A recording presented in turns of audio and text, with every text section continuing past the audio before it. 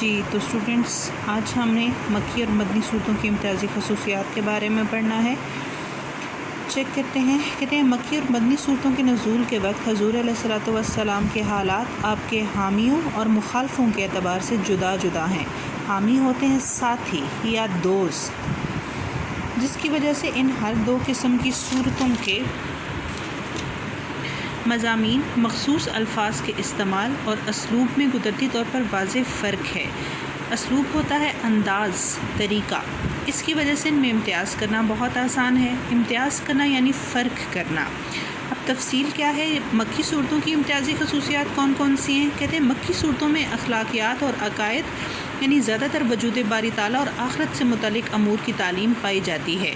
ان میں بنیادی عقائد اور اعلیٰ عملی اخلاق اپنانے کی دعوت دی گئی ہے۔ پھر مکی صورتوں میں خدا کی صفات اور انسان پر اس کی مہربانیوں کا ذکر کثرت سے پایا جاتا ہے۔ ان صورتوں میں جنت، جہنم اور حشر و نشر کا ذکر اور ان کی منظر کشی بکثرت ملتی ہے، یعنی جو لوگ نیک اعمال کریں گے ان کے لیے جنت میں کیا کیا انعامات ہوں گے، اور جو بد اعمال کریں گے جہنم کی ہولناکی کا ذکر بھی یہاں پر کیا گیا۔ پھر ہے کہ مکی صورتوں میں ایمان لانے والوں اور نیکوکاروں کے لیے جنت کا وعدہ اور کافروں کے لیے دوزخ اور طرح طرح کے شدید عذابوں کی وعید کا ذکر کیا گیا ہے۔ حضور صلی اللہ علیہ وآلہ وسلم کو بطور مبشر و منذر پیش کیا گیا۔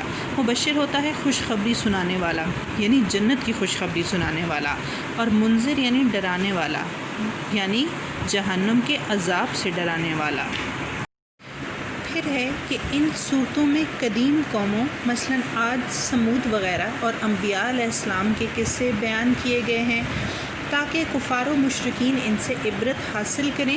نیز رسول کریم صلی اللہ علیہ وآلہ وسلم اور آپ کے ساتھیوں کو تقویت حاصل ہو۔ تقویت مطلب سہارا، مضبوطی، تسلی، اطمینان۔ مکی صورتوں میں کفار و مشرکین کی طرف سے کیے جانے والے اعتراضات و سوالات اور ان کے جوابات کا ذکر ملتا ہے۔ اسی طرح ان کی طرف سے آپ صلی اللہ علیہ وآلہ وسلم پر لگائے جانے والے الزامات کو رد کیا گیا ہے، یعنی انہوں نے آپ صلی اللہ علیہ وآلہ وسلم کے بارے میں، اسلام کے بارے میں مختلف عجیب و غریب شکوک و شبہات کا ذکر کیا تھا، تو ان مکی صورتوں میں ان کو ان کے شکوک و شبہات کے جوابات دیے گئے ہیں۔ مکی آیات اور صورتیں چھوٹی اور مختصر ہیں۔ مکی صورتوں اور آیات میں اسلوب بیان بہت پرشکوہ ہے۔ اسلوب بیان یعنی انداز، بیان کا انداز یا بیان کا طریقہ، پرشوکت و غریب الفاظ، تشبیہوں، استعاروں اور تمثیلوں کا استعمال بہت ہے۔ نیکسٹ ٹاپک ہے ہمارا قرآن کی حفاظت اور جمع و تدوین۔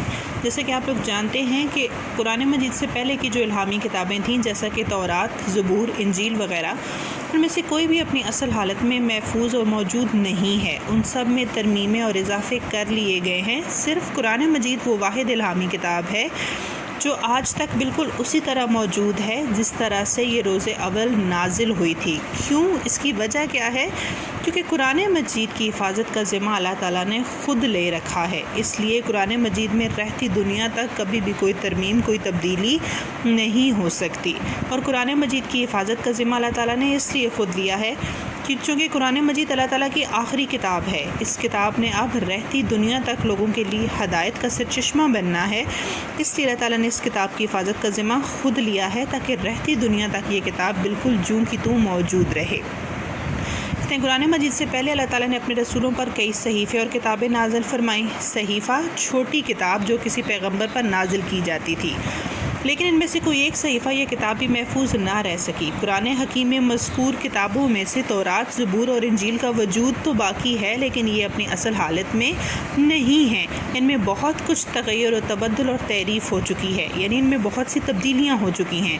ان کا محفوظ رہنا اللہ تعالیٰ کی مشیت میں نہ تھا۔ مشیت یعنی اللہ تعالیٰ کی مرضی، اللہ تعالیٰ کی رضا۔ قرآن کریم کے بارے میں اللہ تعالیٰ کی مرضی یہ ہوئی کہ وہ خود اس کی حفاظت فرمائے۔ ارشاد ہے اِنَّا نَحْنُ نَزَّلْنَا الذِّكْرَ وَإِنَّا لَهُ لَحَافِظُونَ، یعنی بے شک ہم نے اس ذکر یعنی قرآن کو اتارا ہے اور ہم ہی ہیں اس کی حفاظت کرنے والے۔ اللہ تعالیٰ کا فرمان بتمام حسن و کمال پورا ہوا۔ 14 صدیاں گزر جانے کے بعد آج تک اور انشاءاللہ قیامت تک کے لیے قرآن کریم محفوظ ہے، بالکل اسی حال میں پوری دنیا میں موجود ہے جس طرح اللہ تعالیٰ نے اسے نازل فرمایا تھا۔ دنیا میں کروڑوں کی تعداد میں اس کے نسخے موجود ہیں، کسی میں لفظ تو کیا لکھنے کے طریقے تک کا اختلاف نہیں۔ قرآن عظیم کی حفاظت کے لیے کیا تدابیر اختیار کی گئی ہیں؟ ذیل میں اختصار کے ساتھ انہیں بیان کیا جائے گا۔ اختصار کے ساتھ یعنی مختصراً یہ بات بجا طور پر کہی جا سکتی ہے کہ یہ تمام تدابیر اللہ تعالیٰ کی طرف سے ہی تھی، بلا واسطہ یا بالواسطہ طور پر، یعنی ڈائریکٹلی یا انڈائریکٹلی ہر طرح سے یہ اللہ تعالیٰ کی تدابیر تھیں۔ پہلی بات تو یہ ہے کہ اللہ تعالیٰ نے قرآن مجید کا جمع کرنا اور پڑھانا اپنے ذمہ لے لیا ہے۔ ارشاد ہے بے شک اس کا جمع کرنا اور پڑھوا دینا ہمارے ذمہ ہے۔ وہی نازل ہوتی تو رسول کریم صلی اللہ علیہ وآلہ وسلم اسے جلدی جلدی پڑھتے تاکہ جتنا نازل ہوا ہے پوری طرح یاد ہو جائے اور اس کا کچھ حصہ یاد ہونے سے رہ نہ جائے۔ اس سے پہلی آیت میں اللہ تعالیٰ نے فرمایا اے نبی آپ وحی کے پڑھنے کے لیے اپنی زبان نہ چلایا کرو کہ اس کو جلد یاد کر لو۔ مذکورہ آیت میں آپ کو اطمینان دلا دیا کہ اس کا جمع کرنا اور پڑھوانا اللہ کے ذمہ ہے۔ اس سے اگلی 2 آیات میں فرمایا جب ہم اسے پڑھا کریں تو آپ اسے سنا کریں، پھر اسی طرح پڑھا کریں، پھر اس کے معنی کا بیان بھی ہمارے ذمہ ہے، یعنی رسول کریم کو یاد کرا دینا، اس کو جمع کرانا، پھر آپ صلی اللہ علیہ وسلم سے اس کو پڑھانا اور آپ صلی اللہ علیہ وسلم کا لوگوں کے سامنے قرآن کو اس طرح پیش کرنا کہ اس کے معنی و مطالب لوگوں پر اچھی طرح واضح ہو جائیں۔ ان سب باتوں کی ذمہ داری اللہ تعالیٰ نے اپنے اوپر لے لی اور اللہ تعالیٰ کی قدرت کی کوئی حدود نہیں ہے۔ قرآن حکیم کی حفاظت اور جمع و تدوین کے 3 مرحلے ہیں۔ کلا یعنی ہرگز نہیں، اس کا مطلب ہے کلا کا۔ یہ لفظ صرف مکی صورتوں میں آیا ہے۔ آیات سجدہ صرف مکی صورتوں میں آئی ہیں، صرف مدنی صورت الحج اس سے مستثنا ہے۔ مستثنا کا مطلب ہے الگ کیا گیا۔ مکی صورتوں میں عموماً یا ایھا الناس یعنی اس کا مطلب ہے اے لوگو کے الفاظ سے مخاطب کیا گیا ہے، یعنی اس وقت لوگ ایمان نہیں لائے تھے، ابھی اہل ایمان نہیں تھے، یہاں پر تمام لوگوں کو مخاطب کیا جا رہا ہے، اس لیے یا ایھا الناس کے الفاظ سے خطاب کیا گیا۔ آدم علیہ السلام اور ابلیس کا واقعہ صرف مکی صورتوں میں ملتا ہے، صرف مدنی سورہ البقرہ اس سے مستثنا ہے۔ مستثنا کا مطلب پہلے بھی بتا چکی ہوں، یعنی جسے الگ کیا گیا۔ یہ مکی صورتوں کی امتیازی خصوصیات تھی۔ اب ہم دیکھتے ہیں کہ یہ مدنی صورتوں کی امتیازی خصوصیات کون کون سی ہیں۔ کہتے ہیں شرعی احکام و مسائل مثلاً حلال و حرام، حج، میراث یعنی کہ ورثہ، نکاح، طلاق، حدود، مال غنیمت وغیرہ کے احکام صرف مدنی صورتوں میں بیان کیے گئے ہیں۔ پھر ہے کہ جہاد اور اس کے احکام کا ذکر صرف مدنی صورتوں میں ملتا ہے۔ سیاسیات یعنی حکومت و ریاست سے متعلق امور کا ذکر صرف مدنی صورتوں میں ملتا ہے۔ مدنی صورتوں میں اہل کتاب کا تذکرہ تفصیل سے ملتا ہے، ان سے خطاب، ان کے ماضی کے حالات، انہیں اسلام قبول کرنے کی دعوت، ان کی برائیوں، ان کی مخالفت کی مذمت کا ذکر کیا گیا ہے۔ مدنی صورتوں میں منافقوں اور ان کی سازشوں اور ریشہ دوانیوں کو بیان کیا گیا ہے۔ ریشہ دوانیاں ہوتی ہیں شرارت برپا کرنا، فساد پیدا کرنا، فساد کھڑا کرنا۔ کفار و مشرکین اور اہل ایمان کے درمیان ہونے والی جنگوں سے متعلق امور بیان کیے گئے ہیں۔ مدنی صورتوں میں یا ایھا الذین آمنوا کے الفاظ سے مخاطب کیا گیا ہے، یعنی مکی صورتوں میں یا ایھا الناس یعنی اے لوگو سے مخاطب کیا گیا تھا، اور مدنی صورتوں میں یا ایھا الذین آمنوا یعنی اے لوگو جو ایمان لے آئے ہو، اب مسلمانوں کو مخاطب کیا جا رہا ہے۔ مدنی آیات اور صورتیں طویل اور مفصل ہیں، جبکہ مکی آیات اور صورتیں مختصر ہیں۔ مدنی آیات اور صورتوں کا طرز بیان مکی آیات اور صورتوں کے مقابلے میں سادہ ہے، یعنی اس میں غریب اور پرشوکت الفاظ، تشبیہات و استعارات اور تمثیلوں کا استعمال مکی آیات اور صورتوں کی نسبت کم ہے، جس کی وجہ یہ بیان کی جاتی ہے کہ مدنی صورتوں اور آیاتوں کے مضامین چونکہ احکام و قوانین سے متعلق ہیں، اس لیے اس کا طرز بیان سادہ ہے۔ مختصر طور پر یہ کہا جا سکتا ہے کہ مکی صورتوں میں اسلام کی ایمانیات اور اخلاقیات بیان ہوئی ہیں، جبکہ مدنی صورتوں میں اسلام کی عمرانیات اور سیاسیات مضامین کی مناسبت سے مکی صورتوں کا اسلوب زیادہ پرشکوہ ہے اور مدنی صورتوں کا نسبتاً سادہ ہے۔ کی کتابت کا کیا کام ہوا؟ کتابت کا مطلب ہوتا ہے لکھنا۔ جب بھی وحی نازل ہوتی تو آپ فوراً کسی کاتب وحی صحابی کو طلب فرماتے اور اسے وحی لکھوا دیتے۔ جب کاتب وحی لکھ چکتا تو وہ آپ کے حکم پر آپ کی لکھی ہوئی وحی پڑھ کر سناتا تاکہ تسلی ہو جائے کہ آپ صلی اللہ علیہ وآلہ وسلم نے جو لکھوایا تھا اس نے اس کے مطابق درست لکھا ہے۔ عربوں میں لکھنے کا رواج بہت کم تھا اور بہت تھوڑے لوگوں کو لکھنا آتا تھا، لیکن مشیت الہی سے یعنی اللہ تعالیٰ کی رضا سے آپ کو مکہ مکرمہ میں بھی جبکہ مومنین کی تعداد بہت کم تھی، کئی کاتبین وحی میسر تھے۔ مکہ مکرمہ میں سب سے پہلے کاتب وحی عبداللہ بن سعد بن ابی سراح تھے، جبکہ مدینہ منورہ میں سب سے پہلے وحی کی کتابت کرنے والے ابی بن کعب تھے۔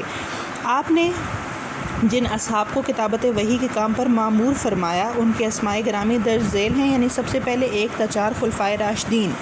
سب سے پہلے خلیفہ راشد تھے حضرت ابو بکر صدیق، دوسرے نمبر پر حضرت عمر فاروق، تیسرے نمبر پر حضرت عثمان غنی اور چوتھے نمبر پر حضرت علی المرتضیٰ۔ اس کے بعد 5ویں نمبر پر زبیر بن عوام، 6 نمبر پر خالد بن سعید بن الاس بن امیہ، ابان بن سعید بن الاس بن امیہ، حنظلہ بن ربیع اسدی، موئیقیب ابن ابی فاطمہ، عبداللہ بن الارقم الزہری، شرجیل بن حسنہ اور عبداللہ بن رواحہ۔ یہ تمام کے تمام لوگ وحی کی کتابت کا کام کرتے تھے۔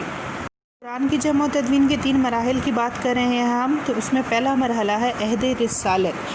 اللہ تبارک و تعالیٰ نے قرآن مجید کو جستہ جستہ نازل فرمایا، جستہ جستہ یعنی کم کم۔ اس سے اس کی حفاظت اور جمع و تدوین میں بہت سہولت ہوئی۔ رسول کریم نے قرآن مجید کی حفاظت اور جمع و تدوین کے سلسلے میں یہ اقدامات فرمائے۔ اللہ تعالیٰ کی مدد و تائید سے رسول امین نازل ہونے والی وحی کو اچھی طرح یاد فرما لیتے اور بکثرت اس کی تلاوت فرماتے رہتے۔ تائید کا مطلب بھی مدد ہوتا ہے، حمایت، مدد، امداد۔ لوگوں کو پڑھ کر سناتے، صحابہ کرام کو ترغیب دیتے۔ ترغیب کا مطلب ہوتا ہے شوق پیدا کرنا، کسی چیز کا رجحان پیدا کرنا، اور ان میں شوق و ذوق پیدا کرتے کہ قرآن مجید کو زبانی یاد کر لیں اور کثرت سے اس کی تلاوت کرتے رہیں۔ چنانچہ صحابہ کرام اسے اپنے سینوں میں محفوظ کر لیتے اور نہایت شوق سے اس کی تلاوت کرتے رہتے۔ اللہ تعالیٰ نے اس کیفیت کو یوں بیان فرمایا ہے، یعنی وہ قرآن تو روشن و واضح آیات کا مجموعہ ہے، ان لوگوں کے سینوں میں محفوظ جن کو علم دیا گیا ہے، یعنی وہ تمام صحابہ جنہوں نے اس کو زبانی یاد کر رکھا تھا۔ جس قدر قرآن نازل ہو چکا ہوتا، صحابہ کرام کے سینوں میں محفوظ ہوتا، تعلیم کی زیادہ صلاحیتوں سے بہرہور حفاظ صحابہ کو آپ دوسرے مسلمانوں کو قرآن مجید کی تعلیم دینے پر مامور فرماتے۔ بہرہور ہوتا ہے فائدہ اٹھانے والا، اور مامور کا مطلب ہے مقرر، یعنی وہ صحابہ کرام جو لکھنا پڑھنا جانتے تھے تو آپ نے ان کے ذمہ یہ لگا دیا کہ وہ دوسرے تمام مسلمانوں کو بھی قرآن مجید کی تعلیم دیں۔ اہل ایمان کو تلقین فرماتے کہ ان حفاظ سے قرآن کی تعلیم لیں۔ مختلف علاقوں میں قرآن کے معلم بھیجتے کہ وہ نئے ایمان لانے والوں کو قرآن مجید کی تعلیم دیں۔ ہجرت کے بعد مدینہ منورہ میں مسجد نبوی میں قرآن کی تعلیم کی درسگاہ قائم فرما دی۔ آپ صلی اللہ علیہ وآلہ وسلم کی ان کوششوں کا نتیجہ یہ نکلا کہ بے شمار صحابہ کرام کو قرآن مجید حفظ تھا، جن میں بچے، نوجوان، بوڑھے، مرد اور عورتیں سب شامل تھے۔ بحر معونہ کی لڑائی میں 70 حفاظ قرآن شہید ہوئے تھے۔ اس سے حفظ کرنے والوں کی تعداد کا اندازہ لگایا جا سکتا ہے۔ مدینہ منورہ میں کتابت وحی کا کام زیادہ تر حضرت زید بن ثابت رضی اللہ تعالیٰ عنہ سر انجام دیتے تھے، اس لیے انہیں الکاتب کہا جانے لگا۔ آپ موجود نہ ہوتے تو کسی دوسرے کاتب وحی سے خدمت لے لی جاتی۔ اس زمانے میں کاغذ کیمیاب تھا، نیز گراں تھا۔ کیمیاب یعنی کم میسر تھا اور گراں مطلب مہنگا، اس لیے قرآن حکیم کی کتابت شانے وغیرہ کی چوڑی ہڈیوں، پتھر کی سلوں، کھجور کی چھال، چمڑے، چوڑی ہموار لکڑی، پتوں اور کاغذ کے ٹکڑوں پر کی جاتی تھی۔